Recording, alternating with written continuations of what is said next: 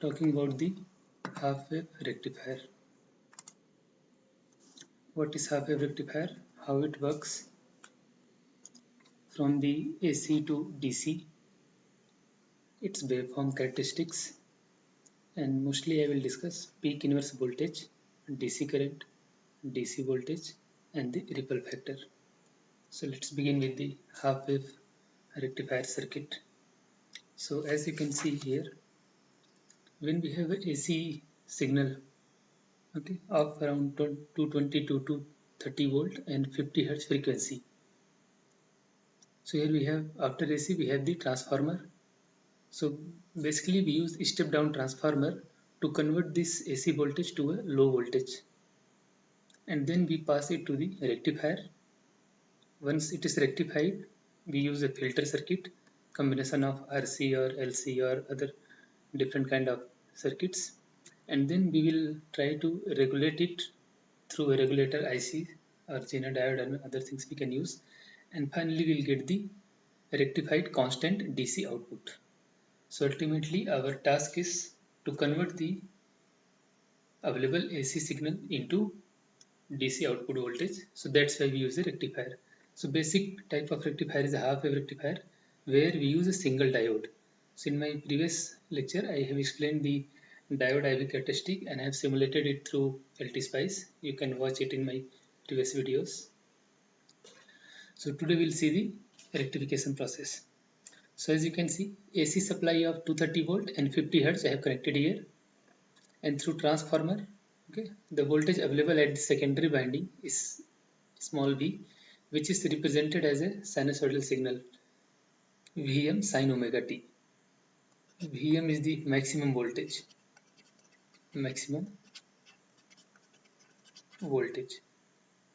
So our voltage available here is represented as Vm sin omega t variation. So when here we have plus and minus, we can see, okay, the plus minus is developed across the diode and same thing is developed across the resistor. So current flows through this circuit is I. This resistance I have taken as a RL because of load resistor, and current flows is IL, denoted as IL, load current. Okay, so the waveform I have taken the input waveform which varies as a sinusoidal signal. The maximum voltage is Vm, and the output voltage, this V0 across this load resistance RL, will be something like that when it is in forward bias. So I have drawn here two circuits. This one is for forward bias, this one is for reverse bias. When forward bias, when we have positive here and negative. So for positive half cycle, first we are having the positive signal and then negative, and here we have the negative first and then we have the positive. So for the negative half cycle, when we have minus and plus here, then P terminal will be having minus and N terminal will be having plus. So there will not be any current flow and it will act as an open circuit. Okay, so there will not be any current, as I have written here, no current flows through the RL. Okay, zero current will be there. Okay, so there will be no voltage here. It is totally open circuit. And when it is a short circuit, the voltage appear across the RL will be this one. So here we have the output voltage waveform, okay, across this RL. So when it starts from 0, so it will start conducting this forward bias and the voltage will appear across RL. So it will start going like this. So 0 to pi in a positive half cycle, we will have output same as the input waveform. And in the reverse bias cycle, we will not be having anything. It will be constant like this. Then again from 2 pi to 3 pi, we will be having the voltage. Now, the concept of peak inverse voltage, PIV. As I told, the first thing I'll discuss is the peak inverse voltage. Peak inverse voltage. So when diode is in the reverse bias, when it is open circuit, so whatever voltage was available here, Vm, it will be available across the diode in the reverse bias. That is Vm. So whatever maximum voltage is possible, which will be available in the reverse bias cycle across this diode terminal, that is called as a peak inverse voltage.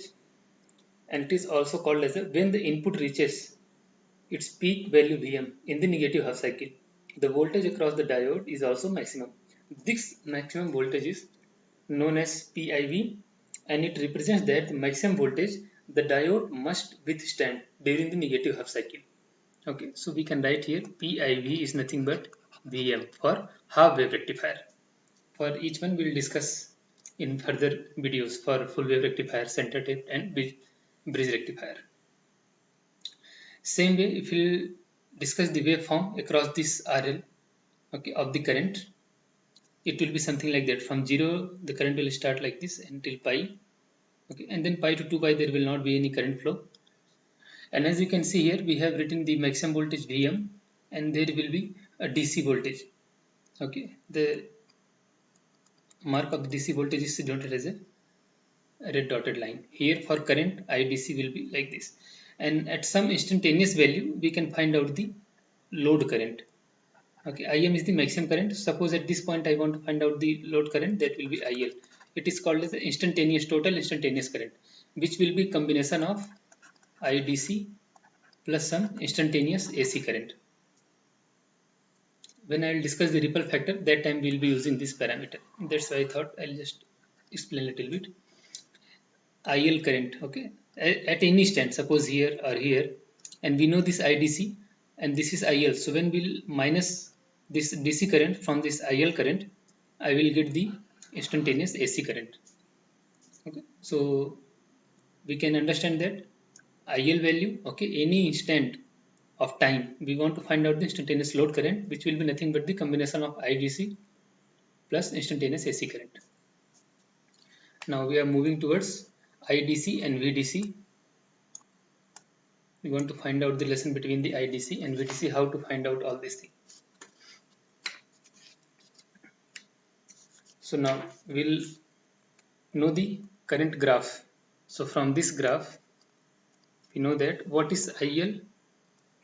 IL is nothing but Im sine omega t. Okay, and it varies from 0 to pi.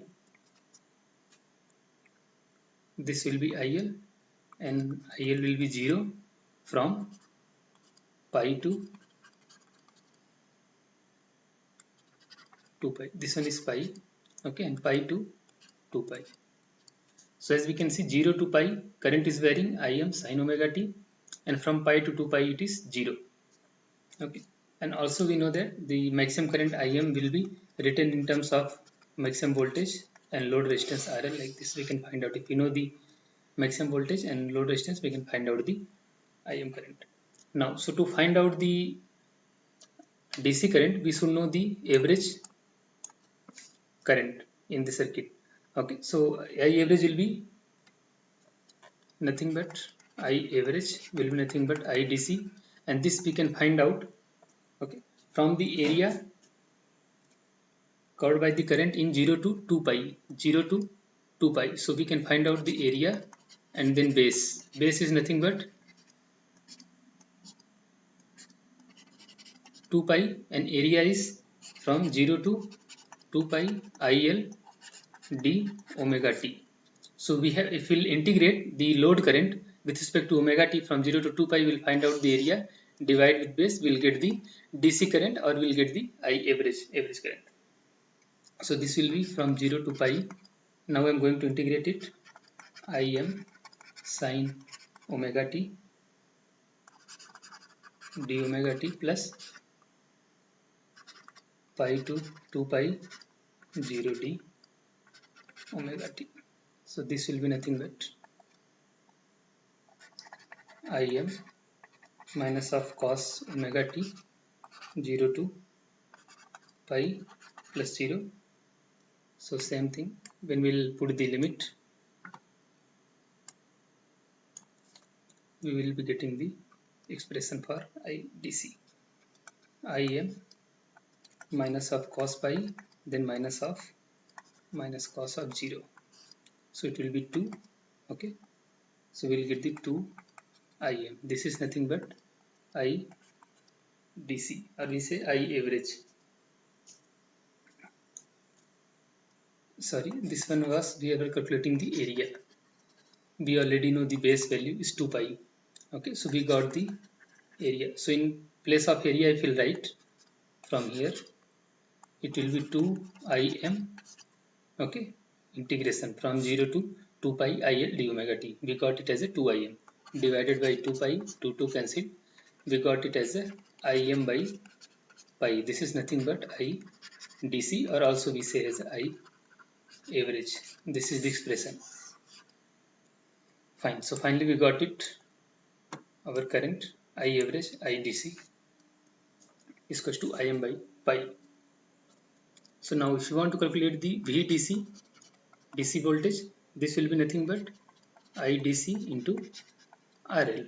So this will be written as Im divided by pi into RL. So if we know these parameters, we can calculate the AC value of current and DC value of current and DC value of voltage. Also this is under special condition, okay, but always it will not be like that. There will be some resistance involved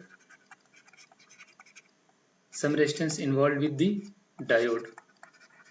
Okay, ideally what we consider is that the diode resistance in forward bias is almost zero. Okay, what we say that the RD in forward bias when diode is there, it is zero. So this is the condition, but sometime there will be little bit resistance offered by the diode. So when we are having this one, then our equation will be modified little bit, and that time Im will be nothing but Vm by RL plus small rd. Okay, before we have seen that it was only Vm by RL, but when diode is offering some resistance, then it will be modified and maximum current will be Vm by RL plus rd. Then our DC voltage VDC will be nothing but Vm into RL divided by RL plus rd. Okay, so this thing can be written as a Vm divided by pi 1 plus RD by RL. Okay, RL I have taken common and RL is cancelled out, so we are getting this expression. So from here also we can see if RD value is much smaller than RL. Okay, if small RD is much smaller than load resistance, then same thing is true. Okay, VDC will be nothing but Vm by pi. So these two conditions we should remember. Okay, sometime VDC can be calculated with this. If RD is given, we can, if RD value is almost we can't neglect it, then we should use this expression. If it is much smaller, then we can go for this equation. Now we'll solve one problem based on this. Okay. Suppose there is a transformer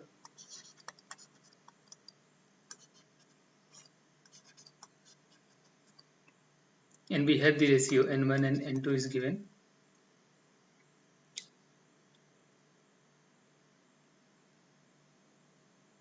N1 is 12, N2 is 1. This ratio is given. And the primary is connected to the power mains, which is having 220 volt. Okay, VRMS. VRMS is given as a 220 volt. Frequency is 50 Hz. We have to find the DC voltage, okay, VDC, and also we have to find out the peak inverse voltage. These two parameters we have to calculate.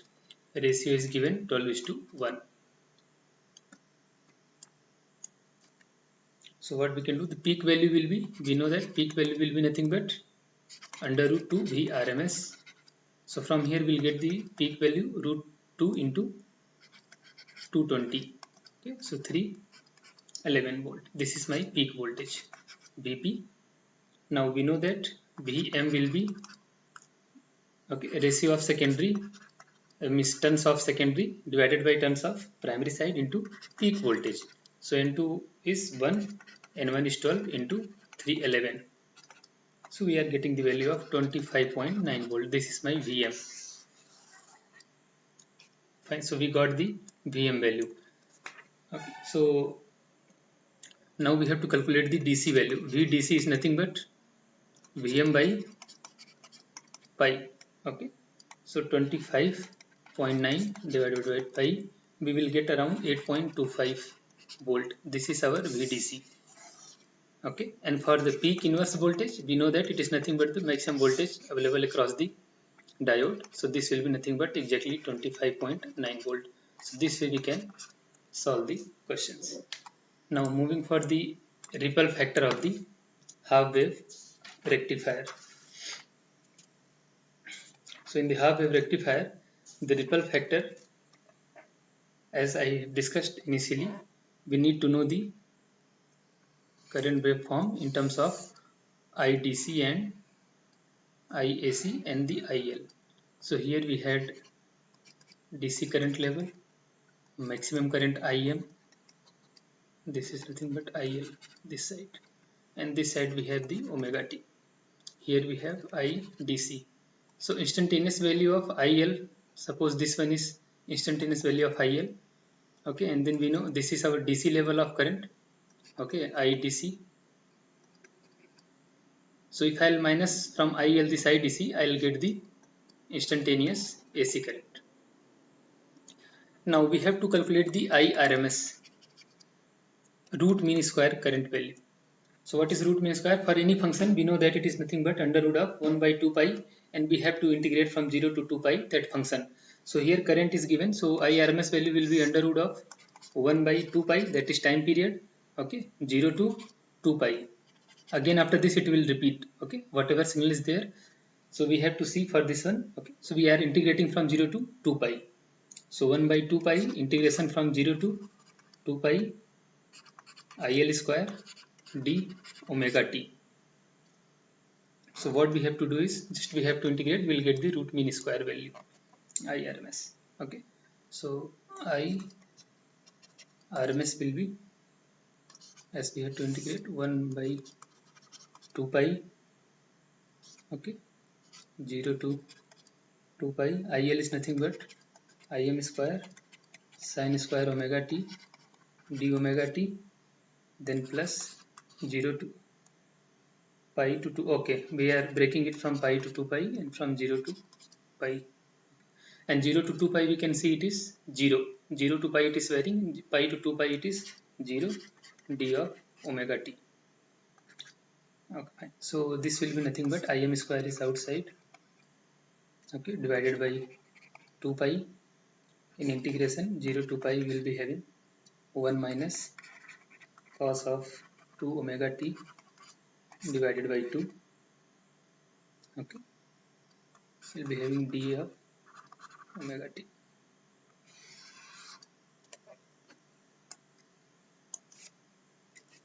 Fine, so this we can solve it, just we have to keep the values, okay, Im square 2 pi into 2, okay, and this you can solve it, omega t minus sine of 2 omega t divided by 2, 0 to pi, so this will be pi, so cancel out, this will be Im square by 4, pi and pi will be cancelled, here we'll place this value, we'll get the pi cancelled out, Im square by 4. So ultimately what we are getting is Im by 2, this is nothing but IRMS, okay, root mean square value of current. Fine, so as I was discussing here, again I'll just little bit elaborate, okay, if I want to find out the RMS value of AC component, okay, RMS value of AC component, so this is my AC current, okay, difference of IL minus DC. So what I can write it as a same thing, I can write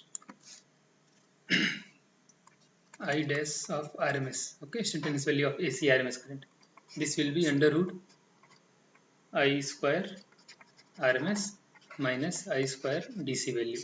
So I know the DC value also, I know the RMS value in terms of IM, so I can find out the I dash RMS, okay. Why we are calculating? Because the ripple factor R is defined as I dash RMS divided by I of DC. So this can be written as under root of I of RMS minus I of DC square divided by I of DC. So ultimately we have to find out the ratio, IDC by IDC will be 1 and IRMS square by IDC will be Im by 2. So what we have to do is, the same thing can be written as inside the under root I RMS divided by IDC square minus 1. So the ripple factor R will be, if we know the IRMS and IDC, we can calculate the ripple factor. IRMS was, so we have to find out the IRMS value, IRMS divided by IDC. To find out the ripple factor, first we calculate this. IRMS was Im by 2 and IDC was Im by pi. So this if will cancelled out, this will be 1.57. So to find out the ripple factor, directly we can write out 1.57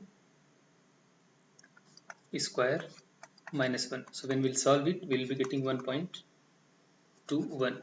So from here we can see the ripple factor for half wave rectifier is more than 1. Okay, even it is much higher than the DC value. Okay, so that's why we can say that the ripple current or the ripple voltage, it exceeds the DC current or the DC voltage. That's why we say half wave rectifier is a poor converter of AC into DC.